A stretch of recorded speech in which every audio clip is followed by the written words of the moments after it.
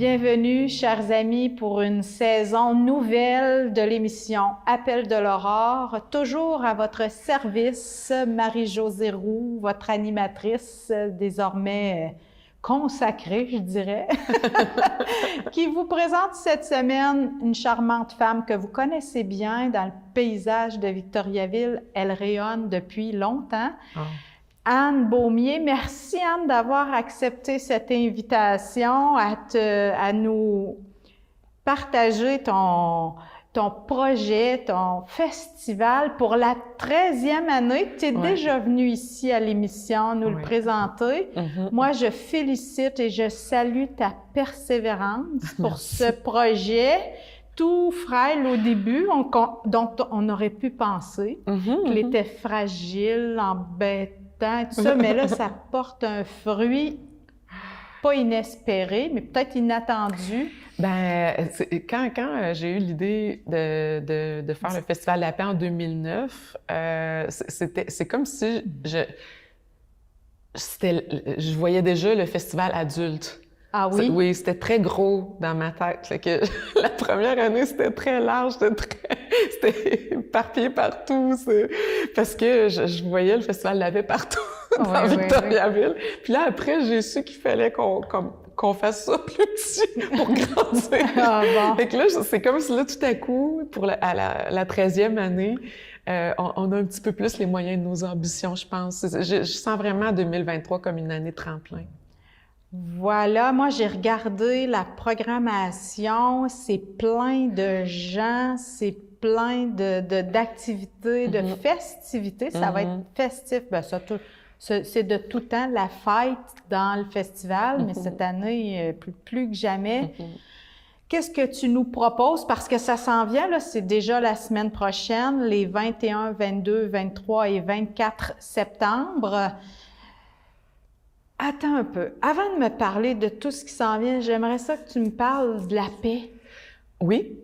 La paix, Anne, en 2009, tu dis que vous avez commencé, c'était fragile. Est-ce que ça a changé? Qu'est-ce que le festival du côté de la paix, qu'est-ce que ça touche? Qu'est-ce que ça fait? Bien, dans le fond, le but de ce festival-là, c'est vraiment de nourrir un idéal de société où il fait bon vivre ensemble. Parce que c'est ça, les gens peuvent être un peu perdus en disant la paix, on en Bien, c'est surtout flou. Puis notre mandat, nous, c'est de rendre ça bien concret. Donc, les gens à la maison qui nous écoutent. Oui, bien sûr. Où est-ce qu'il n'y a pas de paix dans vos vies? Parfois, Des fois, c'est par la négative qu'on va comprendre quelque chose. C'est par l'ombre qu'on va comprendre la lumière. Donc, où qu'il y a une absence de paix, bien, on a besoin. Bien, au Festival de la paix, on a des outils concrets pour aider à avoir plus de bonheur, plus de simplicité, plus de fluidité dans nos vies, dans nos communications avec les enfants, dans le couple, au travail. Donc, c'est très, très concret tout ça. Puis quand on réussit à se déminer à l'intérieur de nous-mêmes, parce que des fois, on a comme des blessures comme des petites bombes. Fait que en accueillant à l'intérieur de nous qu'est-ce qu'on a vécu, tout ça, en se donnant un espace pour accueillir ça, bien, on crée plus de paix autour de nous. Notre perspective peut changer en venant voir une conférence au Festival de la paix. Donc, c'est ça qui fait de notre événement un événement unique, c'est que non seulement on a du fun quand on y va, mais ça nous transforme un petit peu. Tu sais, c'est un festival pour les non-convaincus d'avance, là. Pas juste pour les convaincus, là.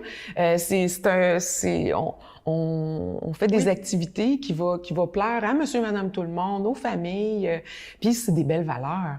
Et ça que je trouve le fun de notre audience, quand j'ai des commentaires, c'est on vous fait confiance. On sait que quand on va aller dans votre événement, on va être nourri, ça va être le fun. On le sait qu'on va revenir chez nous enrichi.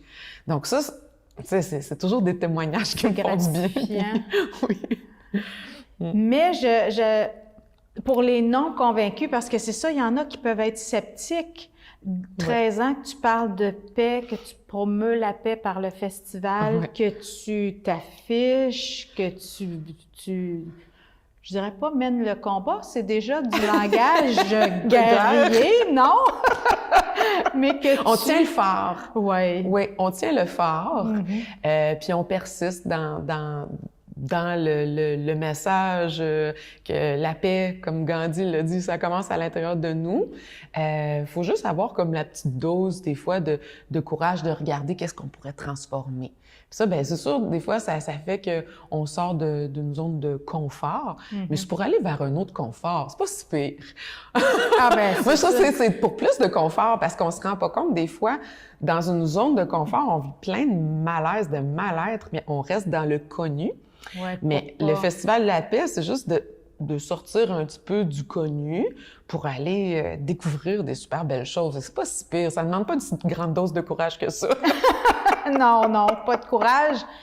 Peut-être de l'abandon. Ouais, À la laisser confiance. entrer en soi les événements, les propositions. Concrètement, tu me dis, il va y avoir du concret pour mettre de la paix. Quel genre de choses, de célébrations concrètes vous proposez pour la paix? La première journée, c'est une soirée... Jeudi, le 21. Le jeudi, le 21, c'est au Grand Auditorium du Cégep. C'est une soirée qui a émergé... de mon esprit, je me suis dit, ouais, tu sais, on dit souvent que la société est malade, tout ça. Puis j'ai participé au vidéoclip de la chanteuse Julie Rousseau. On était comme une petite chorale qui faisait les back vocals pour sa chanson « Les oiseaux amoureux ». Puis dans la chanson, elle dit les oiseaux amoureux sauveront la terre, je l'ai entendu. En attendant l'amant de mon cœur, je dois soigner le monde. En attendant? L'amant de mon cœur. Ah, bon. Mais c'est une femme qui est très dévote, qui a vraiment un amour pour la sagesse du monde extraordinaire. C'est une artiste que j'aime beaucoup, qui est redevenue notre porte-parole. Elle était co-porte-parole en 2009 en 2010 avec Mathieu Lippé. Puis là, elle redevient notre porte-parole. Puis c'est ça, dans cette chanson-là, elle dit « Je dois soigner le monde ». Puis là, ça m'a inspiré le thème de la soirée, « Soigner le monde ». Comment on fait ça, soigner le monde? Parce que là, on sait beaucoup qu'est-ce qui va mal.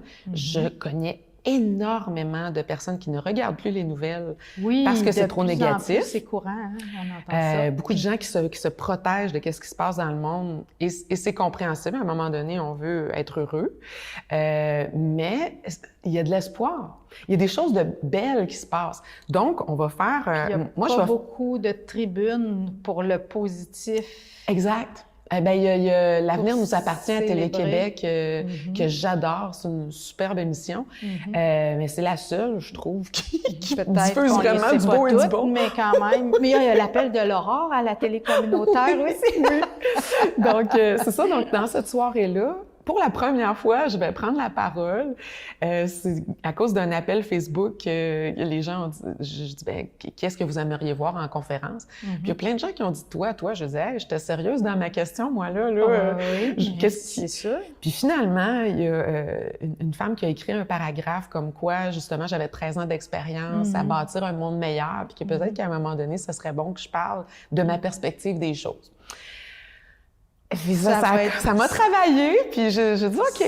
Ça va être ça l'événement de jeudi. Ben dans le fond, je vais faire une mini-conférence d'introduction là, de 30-40 minutes. Je voulais pas être toute seule. Fait qu'on fait un panel. Après ça, je vais animer un panel de regards croisés sur les solutions concrètes pour un monde viable pour tous. On a une femme d'affaires qui va être là, Évelyne Robert, l'ex-ministre de l'Environnement, Daniel Breton, qui va être là. Il va y avoir notre super conseiller municipal, Patrick Paulin. On en a des bons conseillers municipaux, mais lui, il va être là aussi pour nous partager sa perspective. Tous les autres aussi. Oui, puis lui-même, surtout. Puis, il va y avoir Alexandre Warnett, fondateur des Gardiens du Vivant et conseiller municipal de Laval aussi, qui va être là. Diane Andicha-Picard, une Huron-Wendat, une grand-mère gardienne des sagesses de sa nation, qui va être là aussi. Et Raphaël Barry, qui a fondé Pareto Eco, qui est un site web là, pour aider les gens à prendre des bonnes décisions pour la transition socio-écologique. Donc, on va être un super beau panel pour penser à comment on soigne le monde puis donner de l'espoir. Donc, oui. Puis ça finit en beauté avec Julie Rousseau qui va nous faire une prestation musicale. Wow! Une belle soirée jeudi. Ouais. Le vendredi, C'est le retour de la danse traditionnelle québécoise. Je sais que j'en avais parlé à l'Appel de l'Aurore la dernière fois. On pouvait pas la faire à cause de la pandémie. Et là, enfin, ça revient. Oui. Bon. Donc, on va soigner la compagnie avec Ghislain Jutras au call, puis il va y avoir Jordan Bélanger aussi, puis non, je me rappelle plus de l'autre musicien, mais en tout cas, ça va être au Toutes Cégep. les informations se retrouvent dans le dépliant qui est disponible sur le site web. Sur le site web Oui. et sur Facebook, là, dans ta page dédiée au festival. Exact. Anne, jeudi, vendredi, samedi, c'est toute la journée. Oui. Hein? C'est extérieur, c'est... Oui, puis là, on a un événement particulier. Le samedi matin, c'est l'événement One Day, un jour. C'est inspiré d'une initiative de Kolulan, qui est un organisme social et musical qui fait chanter les gens en masse. On a eu le frisson quand on a vu cette vidéo-là, puis on a eu envie, avec Myriam Trinquang, de recréer quelque chose comme ça ici à Victoriaville. Donc, on C'est a... particulier. Oui, À terre vraiment. des gens. Oui. Dès 9 h, il y a plein de gens qui vont pouvoir se ramasser. Qu'on sache chanter ou pas chanter, c'est pas grave. On va avoir un atelier de chant. C'est une invitation à tous. Oui, exactement. Ceux qui veulent vivre ça vont pouvoir le vivre avec nous. Vous pouvez voir la vidéo promo sur notre site web dans l'onglet One Day. On peut s'inscrire aussi. Pour venir chanter. Oui, puis ça va être filmé sur le plancher des vaches et par drone. Puis la vidéo va être présentée au cabaret du soir, au grand auditorium du Cégep. Donc ça commence la journée. Il va y avoir plein d'activités à Place Sainte-Victoire aussi pour toute la famille, plein d'animations. C'est sûr, c'est notre journée où est-ce qu'on apprivoise des cultures autochtones. Donc, on va avoir Régent Bomsawin de la culture abénaquise, on va avoir Karine Etchakwan de la culture atikamekw, on va avoir Kim Picard et son amoureux Jean-Luc Canapé qui vivent dans le territoire et qui amènent des gens dans le territoire pour vivre en harmonie avec la nature. Donc, c'est vraiment leur mandat de faire vivre ça aux gens. Ils vont être là avec nous, ils vont nous parler de ça. Et il y a un clou de la journée aussi. On va voir, parce qu'on fait venir aussi des fois des gens de d'autres sagesses du monde. On va avoir un atelier de haka maori. C'est les danses qui viennent de la Nouvelle-Zélande. Donc, étonnamment, c'est très guerrier, c'est très impressionnant de voir ça, mais ça porte une sagesse. Puis moi, j'aime beaucoup les sagesses. De la force, probablement. Oui, exactement. C'est une force d'affirmation de soi. Ça concentre la vitalité. C'est extraordinaire à vivre. Moi, je l'ai vécu avec Glenn Cruz. C'est extraordinaire. Donc, c'est une grande chance. On n'aura pas ça souvent à Victoriaville. Anne, je te fais faire une petite parenthèse. Tu es une précurseur de la présence autochtone à Victoriaville. Ça a l'air. Avant le festival, on en voyait très peu. On avait peu l'occasion pour les gens de Victo de côtoyer, de discuter, de cohabiter pendant l'espace d'un festival avec des gens de la culture autochtone. Toi, d'où t'es venue cette intuition? Parce qu'à ce moment-là, ton intuition, elle est comme, je dirais, en langage chrétien prophétique, c'est-à-dire que tu as fait venir l'actualité, l'événement. Bien, en fait, c'était au 150e de Victo. Que je regardais la programmation puis je voyais rien qui était proposé, qui soulignait la présence autochtone sur le territoire auparavant. Fait que je me suis dit, bon, ben moi, je prends responsabilité. Quand je vois quelque chose qui me plaît pas, je fais comme, je vais le faire moi. Donc, on a proposé un projet spécial au Fêtes du 150e qui a été accepté avec beaucoup de joie et d'ouverture. C'était l'arrivée en canot de cette énergie autochtone-là sur le territoire par la rivière Nicolette à Terre-des-Jeunes. C'était en 2011. Puis moi, j'ai fait une promesse. J'ai dit, moi, on sort pas les Autochtones du garde-robe pour un événement historique puis on les remet dedans après. Je m'engage d'année en année à faire la promotion de la culture autochtone. Puis j'ai tenu parole, alors je suis fière de ça. Puis je pense que j'ai gagné la confiance des nations aussi. J'ai plusieurs amis de plein de nations maintenant qui viennent dans notre festival. Donc ça a commencé comme ça. Puis aujourd'hui, je suis vraiment heureuse de voir les Perches de l'Amitié juste à côté Voilà, du théâtre parmi nous. Le festival n'est pas un événement fermé. D'un moment à l'autre, il reste je dirais, un vestige du festival, une création. Les Perches de l'Amitié, tu veux nous en parler d'abord? Où est-ce que c'est situé? Oui, c'est juste à côté du théâtre parmi nous, qui maintenant porte le nom de l'espace Kassiwi, qui veut dire ensemble en Abénaki. Suite aux Perches de l'Amitié, c'est enchaîné cette démarche-là pour renommer l'espace. Les Perches c'est un concept de Jacques Newashish, qui est un super artiste atikamekw de Wemotaci. C'est ça, dans le fond, il y a 10 artistes qui ont participé aux Perches. Puis l'idée, c'était que chacun part de son individualité et évolue vers un même idéal. Donc, les Perches, c'est pas juste un tipi, c'est vraiment une représentation d'une rencontre de beaucoup d'individualités vers une même idée de paix. Un rassemblement. Oui, exactement. C'est ça, je suis vraiment honorée que la Ville ait accepté de placer de façon permanente la structure. Et puis, en plus, il y a eu l'idée de faire un jardin autour. Moi, j'en ai parlé avec Danielle Croteau. Elle a trouvé que c'était une bonne idée, tout ça. Il y a Yolène Rousseau qui a proposé de mettre des asclépiades très rares autour de notre œuvre.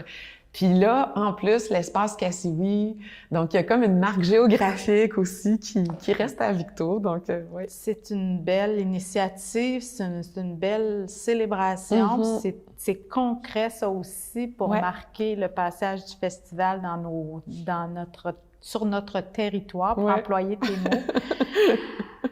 Alors, Anne, dimanche, on continue de célébrer. Oui, mais là, il y a le samedi soir. Parce que là, on a une présidente d'honneur assez extraordinaire, Jelly Tapa, qui est une grande chanteuse malienne. Si vous googlez là, Jelly Tapa, c'est quelque chose. Ma fille m'a dit, elle dit, maman, on va se sentir comme au Festival d'été de Québec.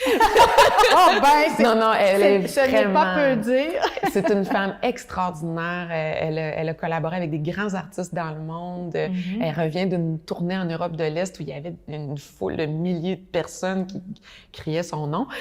On l'a à Victoriaville parce qu'elle croit en ce qu'on fait. Elle porte le projet de la paix dans son cœur, vraiment de façon très authentique. J'ai très hâte de voir toute la brochette d'artistes qui vont être aussi autour d'elle dans ce cabaret-là, dont Alexandre Evans, qui est un artiste qui gradue de l'École de la chanson de Granby, qui est un artiste de Victoriaville, le fils de Geneviève Labbé. Donc, on est très, très heureux de participer à son essor artistique. Donc, ça, c'est la soirée du cabaret. Le dimanche, ça va comme... C'est au Carré 150? Non, cette année, on n'a pas pu être au Carré 150. On n'a pas été assez rapide pour louer la salle. Donc là, c'est au Grand Auditorium du Cégep. Toujours au Cégep. Oui, exactement. Donc, c'est ça, le dimanche, on commence avec un yoga familial. Après ça, il va y avoir du théâtre de marionnettes, un beau spectacle, Shaina sur la route des 5 cités. Alors là, les enfants sont invités, sont bienvenus tout au long du festival. D'ailleurs, vous avez quelque chose d'accessible aux familles, aux poussettes, aux enfants. Puis... Exact, oui. On va avoir la tante de la famille de Victoriaville qui va être là, du maquillage, des activités créatives tout au long de la journée. Donc, oui, c'est sûr, c'est un événement familial extraordinaire avec des kiosques d'exposants aussi. Donc ça, c'est intéressant. Toujours au Parc Sainte-Victoire. Oui, à Place Sainte-Victoire, exactement. Il va y avoir de la nourriture sur place aussi. Donc, non, on est bien fiers de cette belle journée-là où est-ce qu'on peut incarner un petit peu plus le changement, prendre mieux soin de notre santé aussi. Avec Sébastien Côté, qui est acupuncteur, qui va nous donner sa perspective sur la santé. C'est très, très intéressant. Là, j'ai eu une conversation avec lui cet été, puis j'ai fait « Wow! » J'aimerais ça que les gens entendent ça. Tu sais, ça donne complètement une autre vision de comment on peut prendre soin de nous selon la médecine chinoise. En tout cas, il y en a plein, là, des belles activités. Là, oui, elles se retrouvent toutes dans le dépliant promotionnel. Oui, on va avoir le cercle de joie avec Sophie Lupien, des jeux d'authenticité avec Yves Provencher, Ah oui, il y a Isabelle Fortier, qui est formatrice en écopsychologie, qui va nous faire expérimenter un petit peu le travail de Byron Katie, le travail qui nous relie avec son atelier Relier compassion et connexion à la nature. Il va y avoir le spectacle de Flavie Dufour-Plamondon, Le petit bonheur tout simple. Puis ça, comme je l'ai dit, là, avec Sébastien Côté, qui est acupuncteur et enseignant de Qigong. Et ça se termine dimanche soir par la fameuse célébration de prière, soirée de prière œcuménique qui rassemble des gens de toutes sortes de confessions, de spiritualités différentes en une prière qui échangent une prière commune et qui font... Bien, le but, c'est vraiment de mettre nos différences de côté pour s'unir pour un but commun, la paix. C'est aussi une belle occasion de faire tomber les murs d'ignorance qui nous séparent parce que on est en vase clos, on fait nos choses, on a nos vies, puis on connaît pas les autres. Fait que des fois, on a des préjugés. Ouais. Donc, c'est une occasion encore de rencontrer les autres si on est un petit peu curieux, de venir voir comment ça a pris un musulman, comment ça a pris un bouddhiste, comment ça a pris un chrétien. Bon, donc, puis à quelque part, tous les sages du monde ont dit qu'on devait apprendre à s'aimer soi-même, les autres. Ça fait l'unanimité autour de le thème de l'amour, de l'altruisme et l'intériorité, la spiritualité, dans un but de croissance, de calme et de paix. La paix, ça fait l'unanimité dans toutes les religions. Puis c'est ça, notre mandat, c'est comment on fait ça? Oui. Alors, concrètement, ce soir-là, tu proposes une expérience de prière ensemble. Oui, c'est ça. On a appelé ça une soirée de recueillement interfoi. Puis, entre les interventions de chaque personne, il y a un moment musical. Donc, cette année, c'est Agnelle Trio, que finalement, ça va devenir quatuor parce que là, il y a un nouveau joueur qui vient de rentrer hier, qui va s'intégrer à tout ça. Donc, non, ça va être une super belle soirée. Les gens sortent de notre événement. C'est pour ça notre slogan cette année, c'est bonne recharge. Ah bon, parce que... Parce que les gens disent que quand ils sortent de notre événement, ça recharge leur batterie. Ça leur donne de l'espoir, de l'énergie, de l'élan pour continuer dans la vie. L'année dernière, il y a une dame qui sortait d'1 an de chimiothérapie qui m'a dit, elle dit, des fois, je me demandais pourquoi je me battais là. Puis elle dit, de participer à votre événement, ça me dit que ça vaut la peine de continuer à vivre, qu'il y a des belles choses qui se passent. C'est une célébration de la vie. Oui, tout à fait. C'est une célébration de la paix, bien sûr, de la communication, de la diversité. Oui. De la cohabitation entre diverses personnes de divers horizons. Tu m'avais parlé de tolérance dans la pré-entrevue. Puis bien sûr, parce qu'on appelle à la tolérance envers les Autochtones, envers les autres. Bien, j'ai un point de vue là-dessus. C'est vraiment important pour moi. Oui. Parce que il y a quelque chose de, tu sais, quand on tolère un moustique qui nous énerve, là, c'est pas pareil comme se sentir enrichi de la présence de l'autre. C'est diminuer, autrement dit, ce que tu veux dire, c'est que c'est diminuer l'attitude intérieure, la position face à l'autre. C'est ça, c'est de se rendre compte que l'autre est un monde entier en soi, puis que quand on se met en communication, quand on s'ouvre à l'autre, bien, on s'ouvre à une grande richesse. Donc, il y a plus de raison de tolérer quand on est enrichi de ce qu'est l'autre. À défaut de tolérer, on favorise. Oui, bien, on s'ouvre, on partage, on s'émerveille, on s'étonne. Tu sais, il y a des mœurs, des fois, qui peuvent être super étonnantes pour nous, qui avons une autre culture, mais ça peut être intéressant de découvrir ça. Donc, il y a quelque chose dans l'ouverture à l'autre qui fait, je pense, fondre le besoin de tolérance. On n'a plus besoin de se tolérer si on s'aime. Mais non, c'est sûr, c'est complètement différent. Comme je fais souvent le parallèle aussi avec le pardon. Quand on est rendu au merci d'une expérience, parce qu'on est allé vraiment puiser très profondément qu'est-ce que cette expérience-là nous a apporté, quand on s'est regardé soi-même, quand on est rendu au merci, on n'a plus besoin de pardonner parce qu'on est dans la gratitude. Ça, c'est... J'entends que quand tu dis pardon, tu vas jusqu'à dire merci. Oui, c'est ça. C'est quand on apprend d'une situation qui nous a fait souffrir, quand ça nous a transformés, quand on est rendu au merci. C'est ça. C'est comme si, pardon... Le trajet, le chemin est bouclé. Oui. La boucle est bouclée. Oui, exactement. C'est très beau. Oui. C'est une belle invitation à fermer des conflits. Oui, exactement. C'est ça. Puis en même temps, je veux vraiment être humble. Oui, je dans comprends. Tout ça, je suis humaine. Ce que j'entends depuis le début de l'émission, Anne, c'est pas une femme qui s'expose, c'est une femme qui nous expose le fruit de toutes ces éditions cumulatives ou successives de Festival de la paix qui s'est laissé toucher, qui s'est laissé transformer, qui a accueilli l'autre, les autres, puis qui nous livre très spontanément, d'une façon très joyeuse et ouverte, le fruit de sa quête personnelle qui est partagé avec nous par cet événement que tu as créé. Et je suis toujours en cheminement. Comme nous tous, et comme ton festival. Oui.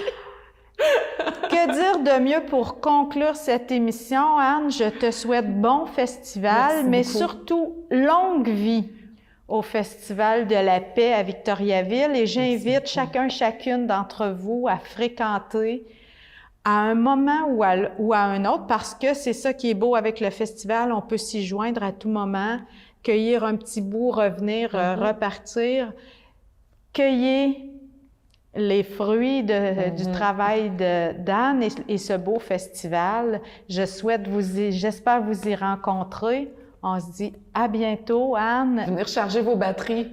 Au revoir.